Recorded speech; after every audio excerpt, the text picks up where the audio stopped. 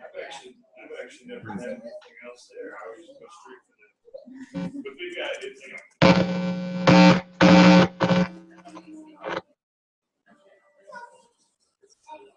It's got a really good bakery, Okay. Can you yeah, I can hear you now. Can you hear me? Yeah, I can hear you still. Okay, cool. All right. Yeah, now I can finally do it. Okay. Okay, awesome. I don't know what happened. Well, I think my speakers are going out, and so I hear a little bit of a hum. Do you hear any kind of hum on your end, or no? No, you're pretty clear. Okay, good. Yeah, you're really clear.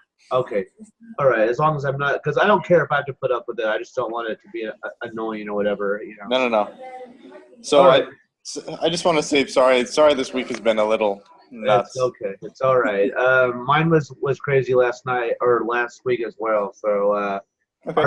are you still in Hawaii, or do you live there, or? No, we're just visiting. We just happen to have a week vacation on the first week of class. So Okay. I'm leaving tomorrow. So Alrighty. from then on, my schedule will be a lot more set. So it should be a lot easier to coordinate. All right. And are you in the Western United States, or? Yeah, I'm in California. I live in San Jose.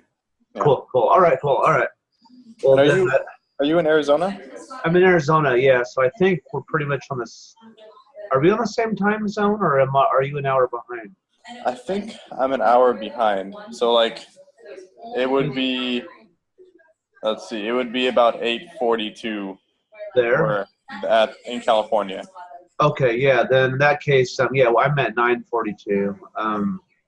Which actually, I think it switches because you don't change times, right? Yeah, I don't know why, but Arizona says you're crazy to the whole daylight savings time. It says we don't even bother with that. So yeah, so I think in March we'll actually be on the same time.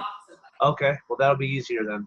Yep. All right, cool. Well, yeah, it was just busy for me too because my fiance just flew in.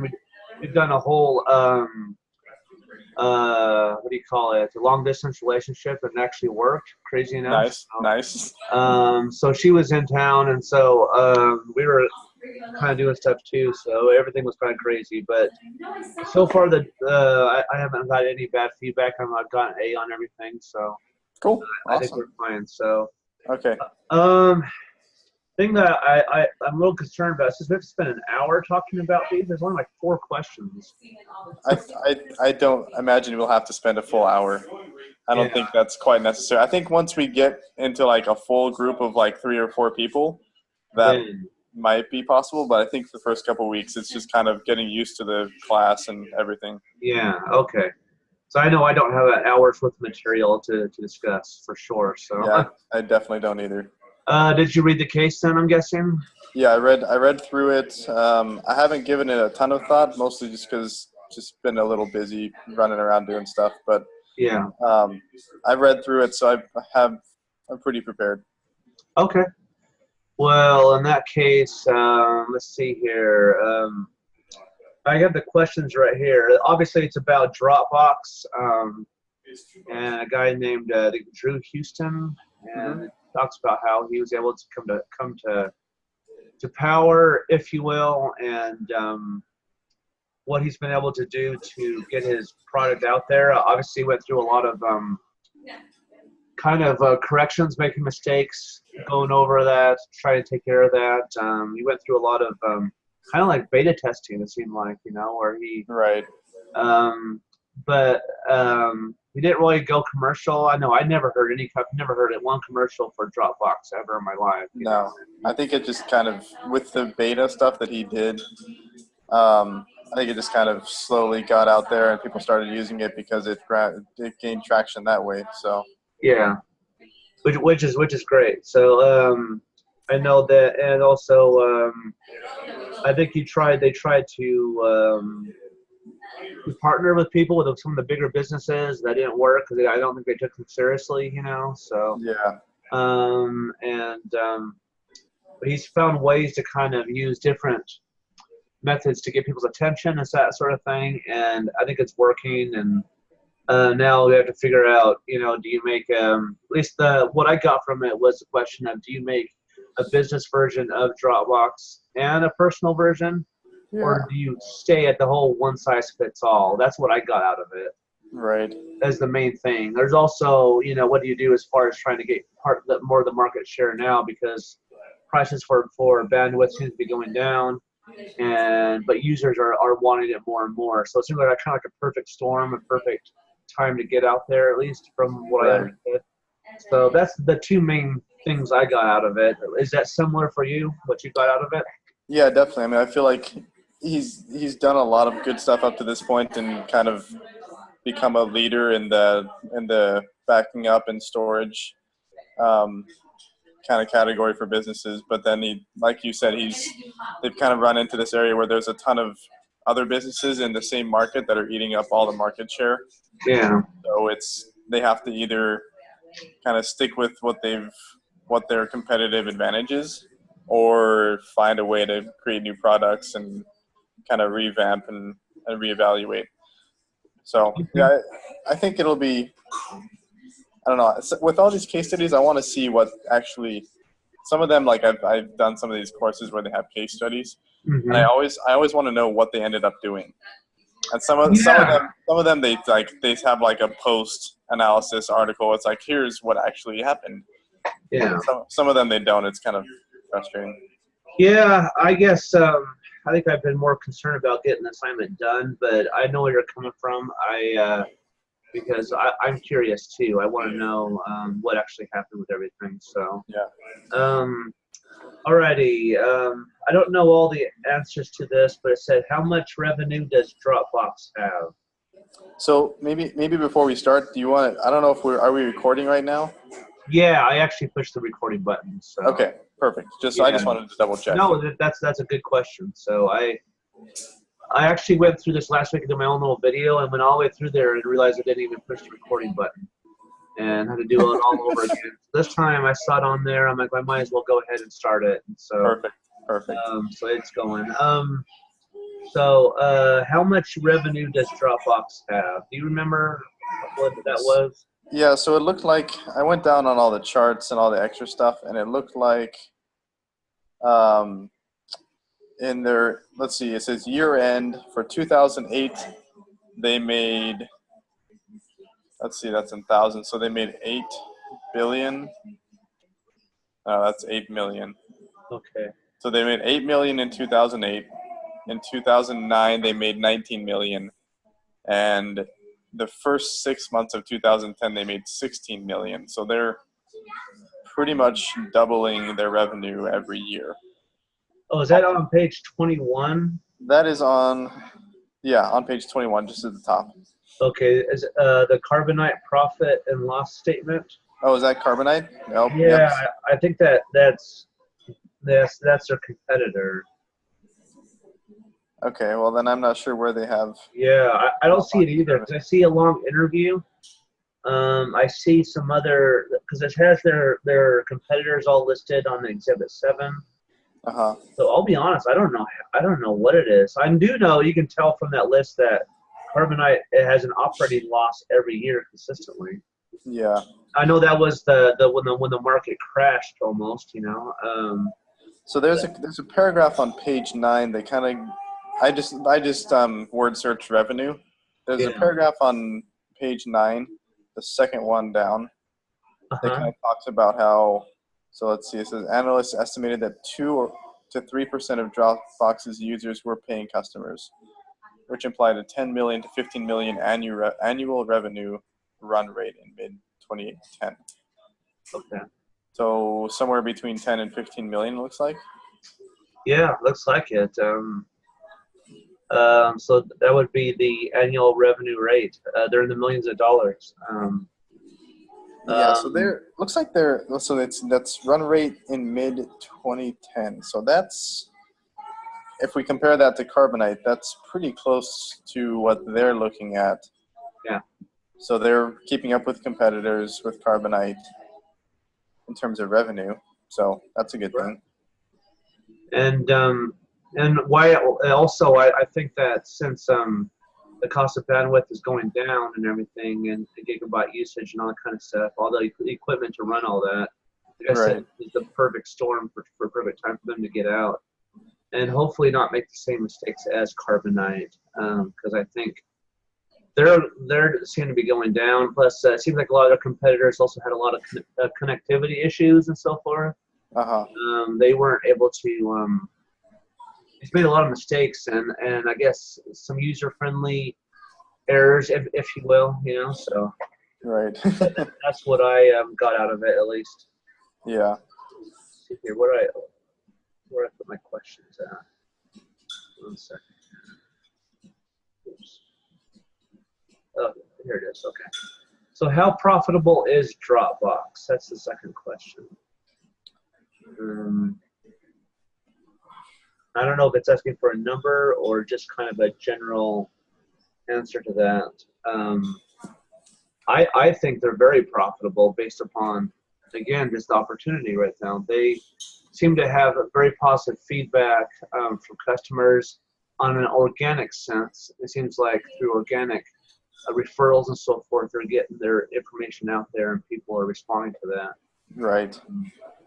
I think they definitely have the right stuff, and like the article kind of talks about it, it just works. I mean, they have a product that people are willing to go and get, and it's because they spent all that time putting all the work into making sure it ran right. So I'm pretty sure it's profitable. I don't know how. The only concern I have is I don't know how profitable it's going to be in the long run. Yeah. When other competitors are coming in with newer products and newer offerings, and like, yes, in 2008 and 2009, it was working really well and everything was like new and fresh. But I feel like with some of these companies, and especially tech companies, if they don't kind of revamp and reevaluate often, then their profits are going to start going down. Correct. All right, yeah, that makes sense. I think they are very profitable right now as well, but also like you, I don't know how. I like the idea of it replacing, or at least it seems like it's kind of just totally replacing zip drives, USB, all that kind of stuff, Yeah.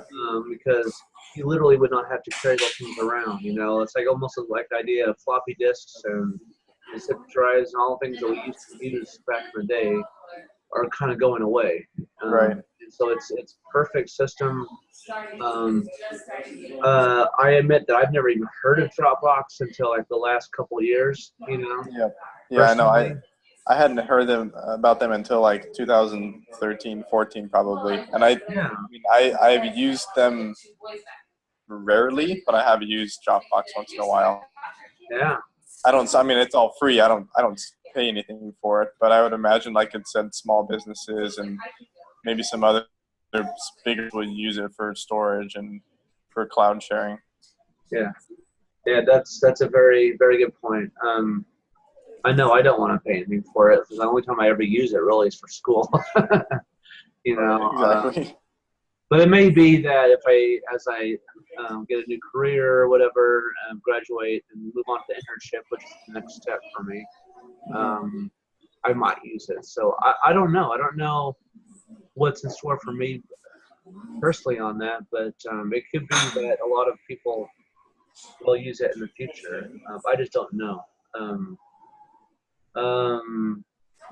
So I just out of curiosity, I Googled Dropbox profit, and it looks like they haven't been profitable for a while, actually. Really? Yeah. And I think it's just a Fortune.com article. It says Dropbox promises it's finally headed toward profitability. And that, I mean, if we compare, if they're having the same revenue as Carbonite, and if they're, I mean, assuming it's the same kind of industry, and they're still operating at a loss every year. Uh-huh. I mean, I don't know why Dropbox would be much different. Yeah. It's kind of a hard thing. It's a vague question. Yeah, it's with 97 or 98% of your users using the free version. Yeah. That's such a small percent that are actually paying for your product. Okay. Well, that's yeah. In fact, that's the next question. Is this a problem as far as your profitability? And would it only be in like 2% that are paying customers? I guess that could potentially be an issue. So and that can kind of lead into what they have to look into the future is like, if you have millions of customers, but only 2% of them are actually paying for your product, Mm-hmm. then like how in the world can you continue to operate? Yeah. Do you think it would work if they started to demand money from anybody who used it, or would people? Probably not. I think they would definitely need to have kind of still have a free version for the majority of people, but then they need to find different avenues to create revenue. Whether that's through like I mentioned, having another business like professional version of Dropbox for people who need more storage or need more bandwidth, things like that. That's something they need to do, or else, if you're offering your product for free and you're spending tons of money to create that product, you're never going to make money. Yeah, that's very true. I agree with that. And then the fourth question is, should Dropbox develop a professional version to attract more valuable customers, which you already have talked about, I would say, yeah. I agree. And it has to be so professional that it makes people feel like they need to spend any money, So I think exactly. businesses would probably be a big portion of that in my mind, Yeah. One of the companies that pay certain amount of money that would use for their entire office or something like that, Yeah, because your casual user is never going to want to pay money for random backup and random storage. There's already 97% of their users don't pay, and if you suddenly ask them like, "Hey, we need you to pay $1 a month," like even that would be like, there's tons of other companies that have free backup and free cloud storage. Like I use Google Drive all the time, and that's free and it's all backed up and stuff like that. So I think they would definitely need to create. Like you said, if you market it to small businesses or even bigger businesses, some kind of business-minded product, that's how they can drive more revenue in, while still staying true to their product. Very, very true. Very true. Yeah. Just in general, do you think that obviously we agree that charging the regular person would be a bad idea. Do you think that there's anything else they can do to bring in revenue? Other than making a professional version?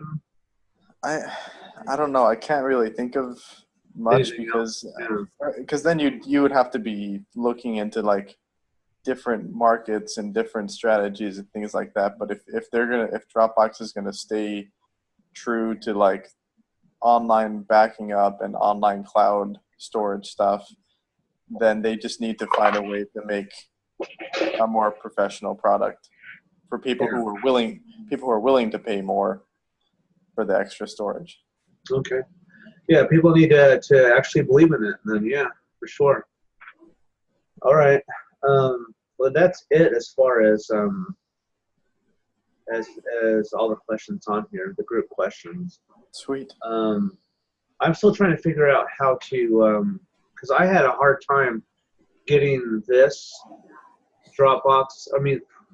this Zoom thing into to one of the sections, where it says to post your video and so forth. I couldn't figure out how to do it, and so I'll try to do it. I'll see if I can figure out how to send this to you as well. Okay, and then maybe I can try to as well. If we post it twice, then so be it. But that at least we can get it in there. Yeah, because I don't understand this program very well. I'm hoping that it makes sense as I use it more. But I need to figure out how to send it to you, and I need to figure out how to get it into, because it's in the actual. There's like this. How BYU always does this accountability quiz. It's like, did you cheat or did you not? Basically, Right. That's what we have every week, and did you participate? Did you do this? It's Right, honestly. right. So that's where it said to paste your thing in there. But unlike Hangouts on Air, this thing I can't. Like there, you can actually go to the YouTube page and right click on it and copy the URL address or whatever. Yeah. It in there. For some reason, I couldn't do that with this last week. So That's strange. I'll figure it out. If I can't figure it out, then I'm gonna email the teacher. I'll tell him that both of us obviously participated in this. Right. See what he says. So. Well, I like you. I've never used Zoom. I've used Google Hangouts for every class for like a couple of years. So if he's fine with us using Hangouts, maybe if we struggle to figure it out, then we can ask him like, hey, Google Hangouts is easier for us. Maybe we can just do that. Yeah, fair enough. I would prefer to use Google Hangouts, but we'll see what he says. Okay, yeah, we'll continue as is for now, and then maybe change if we need to. All right, cool. Sounds good. Obviously, we got to do this by Wednesday every week. Then it looks like Yeah. So as mentioned in my discussion board post, Tuesdays and Thursdays would be the best for me. Kind of once I get on a more normal schedule, and I think for next week we have to rope in like 1 or 2 more people. And so I haven't been able to check some of my thread, but there's some people on the thread who were kind of showing interest. So I'm going to reach out to them and try to add maybe 1 or 2 more people. This Tuesday and Thursday evenings at, what did I say, 9 o'clock? 9 o'clock, yeah. That would be fine for me. Okay. Because we have to do that for the talk about the case, and then do we have to do it for anything else or no? I think it's just for the cases. Yeah, I think we just do that for the cases. They're due Wednesday and Saturday, so I mean I think that'll be nice to give us a day to meet. Well, we meet and then we have a day to do the analysis and whatever other work we have. Okay. So right. I'll reach out to the other guys saying Tuesday, Thursday, and then we'll get a group together for next week. Okay, fair enough. Thank you for responding. Appreciate it. Yeah, thanks for reaching out as well. All right, have a great rest of your night. We'll talk to you later. Okay, we'll see you. Thanks, Derek. Bye. Bye-bye.